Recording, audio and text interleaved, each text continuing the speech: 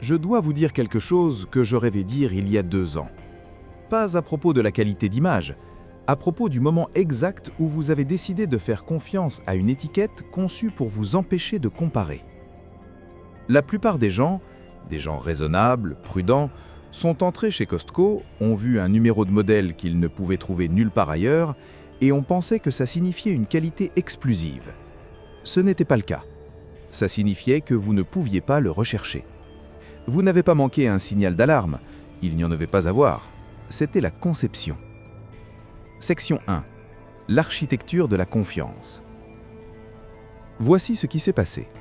Vous vous teniez devant un TCL, un Hisense, un Samsung.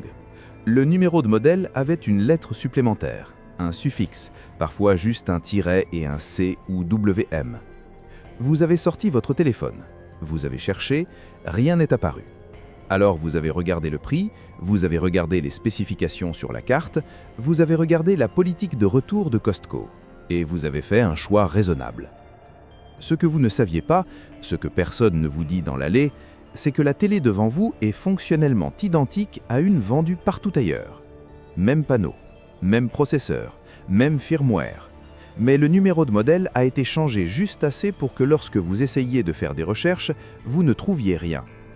Pas d'avis professionnel, pas de plainte d'utilisateurs à long terme, pas de données RTINGS, pas de comparaison de prix entre magasins. Ce n'était pas un accident, c'était le but. Section 2. Pourquoi les exclusivités Costco existent? Costco ne fabrique pas de télé, il les négocie. Et une partie de cette négociation est ceci. Les fabricants acceptent de créer un modèle exclusif Costco qui ne peut pas être fait l'objet d'un alignement de prix, ne peut pas être évalué ailleurs et ne peut pas être facilement comparé. Ça protège la marque, ça protège le détaillant, ça ne vous protège pas. Parfois, ces exclusivités sont légèrement meilleures. Un port HDMI supplémentaire, une télécommande mise à jour. Parfois, elles sont légèrement pires. Luminosité de pointe inférieure, moins de zones de gradation, traitement moins cher. Parfois, elles sont exactement les mêmes, juste avec un nouveau SKU. Mais vous ne saurez jamais laquelle vous obtenez, parce que le modèle que vous avez acheté n'existe pas en dehors de ce magasin. Et voici la partie qui fait que ça semble personnel. Vous pensiez être prudent. Vous pensiez que la réputation de Costco signifiait quelque chose. C'était le cas, juste pas ce que vous pensiez. Ça signifiait qu'ils avaient négocié le droit de ne pas être comparés. Cela n'a jamais concerné la qualité d'écran. Laissez-moi m'arrêter ici. Parce que ça ne concerne pas vraiment si la télé a l'air bien, la plupart le font, au début. C'est à propos du contrôle de l'information. Quand vous ne pouvez pas rechercher un produit, vous ne pouvez pas prendre une décision éclairée. Vous pouvez seulement prendre une décision basée sur la confiance. Et la confiance dans le commerce de détail n'est pas un lien. C'est un substitut aux données. Au moment où un numéro de modèle devient exclusif, vous cessez d'être un acheteur comparatif. Vous devenez un acheteur basé sur la croyance. Et ce changement vaut des milliards. Numéro 10. TCL 65S45C. Ce en quoi vous avez confiance. Le prix, moins de 400 $ pour une télé 4K de 65 pouces avec Roku intégré. Pourquoi cette confiance existait? Costco ne vend pas de camelote. TCL est une marque budgétaire, connue. Roku est riflé. Les calculs fonctionnaient. Ce qui est apparu après le passage du temps. Selon les tests RTINGS sur le modèle S450G presque identique, cette panallée plafonne à environ 250 nits de brillance de pointe. C'est plus sombre qu'un écran d'ordinateur portable dans une pièce brillante. La gestion du mouvement s'effroule pendant le sport. Le panneau 60 Hz ne peut pas suivre les plans panoramiques. Et le local dimming rétroactif par les bords, si l'on peut l'appeler ainsi, crée du blooming visible autour des sous-titres. Rien de tout ça n'est apparu la première semaine. C'est apparu quand vous avez essayé de regarder un match de play-off avec les stores ouverts. Pourquoi ce résultat semble personnel? Parce que vous pensiez faire un compromis intelligent. Ce n'était pas le cas. Vous achetiez une télé qui ressemblait à une affaire avant que vous n'essayiez de l'utiliser comme une télé. Numéro 9. Hisense 75U6K 4K ULED. Ce en quoi vous avez confiance. La taille, le terme ULED, le marketing des points quantiques, l'idée que 75 pouces sous 700 $ devait signifier quelque chose de premium. Pourquoi cette confiance existait? iSense progresse, ULED sonne à QLED. La politique de retour de Costco signifiait que vous pouviez l'essayer sans risque. Ce qui est apparu après le passage du temps. Selon les tests RTX sur la modèle U6K, le cousin non Costco, montre que ça utilise un panneau VA 60 Hz avec environ 40 zones de local dimming sur 75 pouces. C'est moins d'une zone par 2 pouces carrés. Le blooming n'est pas subtil, il est structurel. Le HDR plafonne autour de 600 nits, ce qui semble acceptable, jusqu'à ce que vous réalisiez qu'il ne peut pas le maintenir. Après 30 secondes de contenu brillant, il réduit thermiquement à 400 nits. Le processeur ne peut pas gérer le mouvement. Le Jodel est visible même avec l'effet soap opera activé. Pourquoi ce résultat semble personnel? Parce que vous pensiez avoir compris que point quantique signifiait juste filtre de couleur. Pas brillance, pas contraste, pas performance. Juste couleur plus large, sur un panneau dense et lent. Vous n'avez pas mal compris le marketing. Le marketing n'a rien mal compris. Numéro 8. Samsung CU7000C. 65 pouces cristal UHD. Ce en quoi vous avez fait confiance. Samsung. C'est tout. Vous avez fait confiance au nom. Pourquoi cette confiance existait? Parce que pendant 15 ans, Samsung signifiait premium, et Costco ne vous vendrait pas un mauvais Samsung. Ce qui est apparu après le passage du temps. C'est un CU7000 rebaptisé, rétroéclairé par les bords, pas de local dimming, un panneau VA 60 Hz avec une luminosité et un contraste ordinaire. RTINGS a mesuré le CU7000 à environ 350 nits de pointe HDR. C'est à peine au-dessus de SDR. L'OS Tizen de Samsung est toujours bon. Le processeur Crystal est toujours décent pour l'upscaling, mais le panneau lui-même est le genre d'écran que vous attendriez d'un modèle budgétaire de 2017. Et il coûte près de 600 $. Pourquoi ce résultat semble personnel?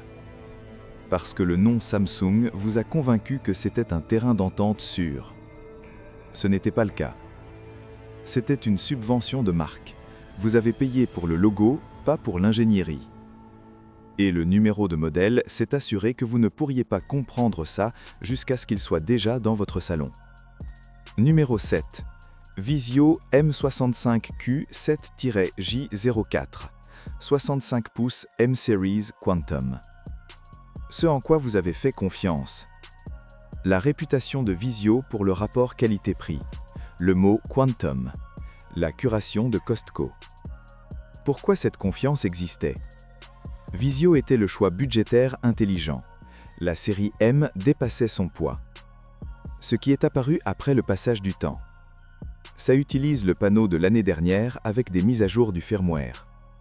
RTINGS montre environ 30 zones de gradation sur le modèle 65 pouces, temps de réponse lent et gradation automatique agressive que vous ne pouvez pas désactiver.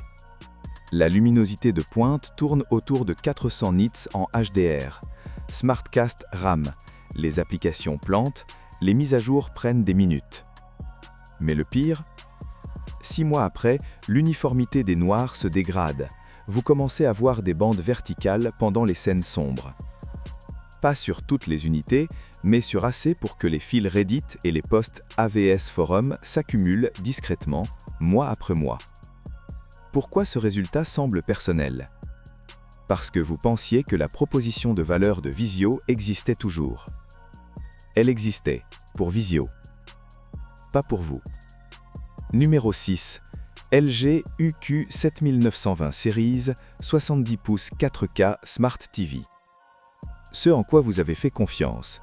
LG, WebOS, un écran de 70 pouces pour moins de 550 $. Pourquoi cette confiance existait? LG fabrique des OLED, leur logiciel est poli. À quel point leur LG budgétaire pourrait-elle être mauvaise? Ce qui est apparu après le passage du temps.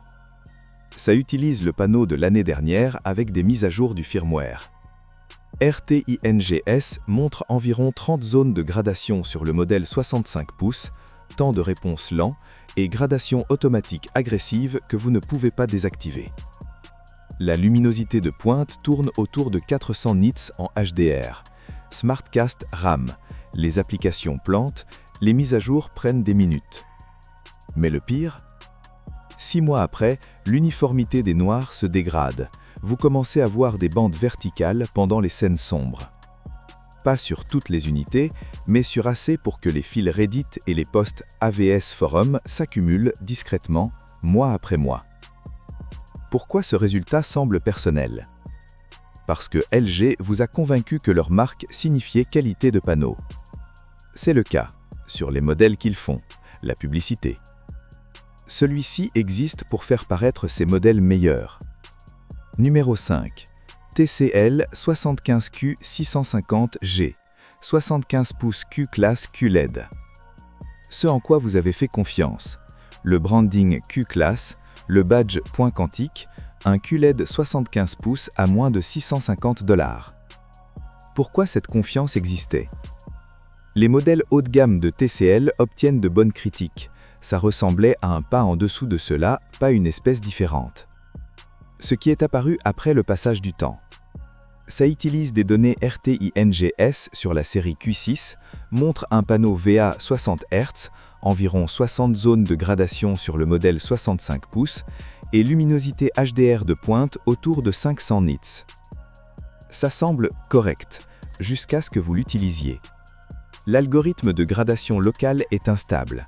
Les zones fléchissent pendant les fondus lents, l'interface Google TV bégaye lorsque l'on change d'application, et après environ 8 mois, le panneau commence à retenir les contours d'image si vous mettez en pause pendant plus de 1 minute. Pas de burn-in, rétention temporaire. Mais temporaire commence à signifier 5 minutes, puis 10. Pourquoi ce résultat semble personnel? Parce que le marketing a fait sonner Q-Class comme une catégorie. Ce n'est pas le cas. C'est une étiquette qui signifie filtre de couleur à point quantique sur un panneau budgétaire. Vous n'avez pas mal lu. Vous avez lu exactement ce qu'il voulait que vous voyiez. Numéro 4. Hisense 65U 7KC 65 pouces mini LED QLED. Ce en quoi vous avez fait confiance. Le terme mini LED, l'exclusivité Costco, un prix de 750 $ qui semblait être le milieu de gamme intelligent. Pourquoi cette confiance existait? Mini LED sonne comme nouvelle technologie. Les gammes U7 et U8 de Hisense obtiennent de bonnes critiques, ça semblait être le point d'entrée. Ce qui est apparu après le passage du temps. Les tests RTINGS sur le cousin U7K révèlent environ 90 à 100 zones de gradation sur le modèle 65 pouces. C'est plus que les ensembles budgétaires, mais toujours clairsemés pour le mini LED. Le blooming est présent dans les scènes sombres, la luminosité plafonne autour de 700 à 800 nits, mais le local dimming ne peut pas suivre les mouvements rapides. Le panneau 120 Hz est là, mais le processeur n'est pas assez puissant pour gérer le VRR sans bégaiement. Le jeu semble proche de réactif. Pas tout à fait. Et après 1 an, les utilisateurs signalent que le capteur de luminosité automatique du panneau commence à surréagir, assombrissant agressivement même lorsqu'il est désactivé dans les paramètres. Pourquoi ce résultat semble personnel? Parce que ça devait être l'agrégation qui comptait. Et ça l'est.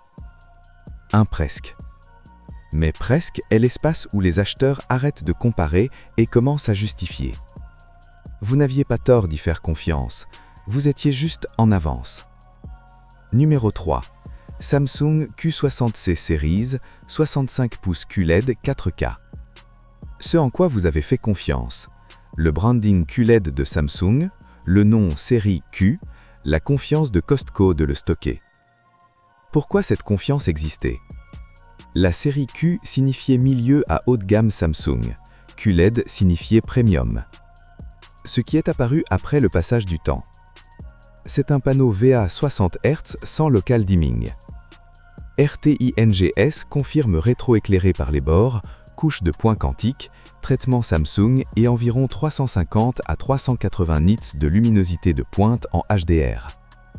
L'OS est fluide, l'upscaling est décent, le design est clean. Mais vous avez payé 700 $ pour un écran qui ne fait pas le HDR de manière significative. Vous avez eu le logiciel et la marque de Samsung, vous n'avez pas eu la technologie d'affichage de Samsung. Et le numéro de modèle s'est assuré que vous ne pourriez pas comprendre ça jusqu'à ce qu'il soit déjà dans votre salon. Numéro 2. TCL 75Q850C 75 pouces QM8 Series Mini LED. Ce en quoi vous avez fait confiance. Le branding adjacent au flagship de TCL, plus de 1000 zones de gradation, Mini LED, une offre exclusive Costco à 1400 $. Pourquoi cette confiance existait? Le Q8 obtient de très bonnes critiques. Ça semblait être le même panneau avec une garantie Costco. Ce qui est apparu après le passage du temps. C'est proche, très proche. RTI InGS montre que le Q8 délivre une excellente luminosité HDR jusqu'à 2000 nits de pointe et des niveaux de noir impressionnants pour un LCD. Le panneau 120 Hz gère bien le mouvement. La performance de jeu est forte. Mais la variante C Costco est livrée avec un firmware légèrement plus ancien et le calibrage des couleurs hors de la boîte est nettement pire. Vous pouvez le corriger, mais vous devez savoir le chercher. Et environ 14 mois après, les premiers adopteurs signalent que la carte pilote mini LED commence à produire un bruit haute fréquence faible pendant le contenu HDR. Pas fort, mais une fois que vous l'entendez, vous ne pouvez plus ne pas l'entendre. TCL est resté silencieux à ce sujet. Pourquoi ce résultat semble personnel? Parce que ça devait être le bon choix, celui recherché, le compromis éclairé. Et c'est 95% génial. Mais ces derniers 5% apparaissent après la fenêtre de retour de manière qui ne sont pas des défauts, juste de l'usure. Vous n'avez rien manqué. L'information n'était juste pas encore disponible. 1. LG C3 OLED, 65 pouces Evo Gallery Edition, ensemble exclusif Costco. Ce en quoi vous avez fait confiance. La réputation OLED de LG. L'héritage de la série C. Un ensemble Costco avec garantie prolongée et kit de montage pour 1800 $. Pourquoi cette confiance existait? Parce que le C3 est une télé phénoménale.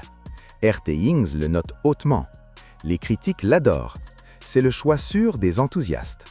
Ce qui est apparu après le passage du temps. Le panneau est identique au C3 standard. Le branding Evo signifie juste un calibrage de luminosité légèrement meilleur, peut-être 50 à 100 nits plus élevé dans certains modes. L'édition Gallery ajoute un support mural mince et un pied redesigné. L'ensemble Costco inclut une garantie de 5 ans et du matériel de montage base. Ça semble génial. Voici le problème. Le C3 vendu ailleurs tombe régulièrement à 1500 $ ou moins pendant les ventes. Le boost de luminosité Evo est marginal et pas perceptible dans la plupart du contenu. La garantie de 5 ans semble protectrice, mais les panneaux OLED de LG sont déjà couverts pendant 5 ans pour les défauts de panneaux sous la garantie de fabricant. Et le kit de montage ensemble exclusif vaut environ 40 $ au détail. Vous avez payé 300 $ de plus pour une tranquillité d'esprit qui était déjà incluse et des accessoires que vous auriez pu acheter séparément. Pourquoi ce résultat semble personnel? Parce que vous avez tout fait correctement. Vous avez fait des recherches. Vous avez attendu Costco. Vous avez acheté l'OLED que tout le monde recommande. Et vous avez quand même surpayé. Pas parce que vous étiez négligent, mais parce que l'exclusivité a rendu impossible de savoir que vous surpayez jusqu'à ce que la vente se termine ailleurs. Vous n'avez pas été dupé. Vous avez été structurellement isolé de la comparaison. De quoi il s'agissait vraiment? Voici ce que je veux que vous compreniez. Ça n'a jamais concerné de mauvaises télés. La plupart fonctionnent. Certaines fonctionnent même bien. Ça concernait l'asymétrie d'information. Au moment où un numéro de modèle devient exclusif, vous perdez la capacité de vérifier. Vous ne pouvez pas contre-vérifier. Vous ne pouvez pas comparer la performance à long terme. Vous ne pouvez pas voir ce qui casse après le 13e mois. Vous pouvez seulement faire confiance. Et en 2026, la confiance est la chose la plus chère que vous pouvez donner à un détaillant. Parce qu'une fois que vous avez fait confiance, vous avez déjà acheté. Tout après ça, la recherche, le déballage, la justification n'est que biais de confirmation avec un reçu. Les fabricants le savent, les détaillants le savent, et ils ont construit un modèle entier autour de s'assurer que vous ne le sachiez pas. Pas parce que vous n'êtes pas intelligent, mais parce que le système a été conçu pour rendre l'intelligence non importante. Vous pouvez lire toutes les fiches techniques, regarder toutes les critiques, vérifier tous les forums. Mais si le numéro de modèle n'existe nulle part ailleurs, rien de tout ça n'a d'importance. Vous ne comparez pas, vous croyez. Et la croyance, en détail, est profitable. Alors que faites-vous? Vous commencez par savoir ceci. Les numéros de modèle exclusifs Costco ne sont pas des endorsements. Ce sont des clauses de non-concurrence imprimées sur une étiquette. Avant d'acheter, recherchez le numéro de modèle sur RTINGS. S'il n'existe pas, recherchez le modèle base sans le suffixe. Vérifiez Reddit, AVS Forum et les communautés de support produits pour des rapports 12 mois après. Comparez le prix exclusif au prix de vente standard du modèle standard ailleurs. Demandez-vous, la politique de retour de Costco vaut-elle le fait de ne pas pouvoir rechercher ça correctement? Parfois oui, most du temps, non. Et voici la dernière chose. Vous n'étiez pas censé comprendre ça. Toute la structure dépend de vous ne pas connecter ces points jusqu'après la fin de la période de retour. Donc, si vous regardez ça avant d'acheter, vous êtes déjà en avance. Si vous regardez ça après, vous n'êtes pas en retard. Vous êtes juste conscient maintenant. Et la conscience, contrairement à la confiance, ne vous coûte rien. Envoyez ça à quelqu'un qui est sur le point d'entrer chez Costco et de faire confiance à une étiquette qu'il ne peut pas rechercher.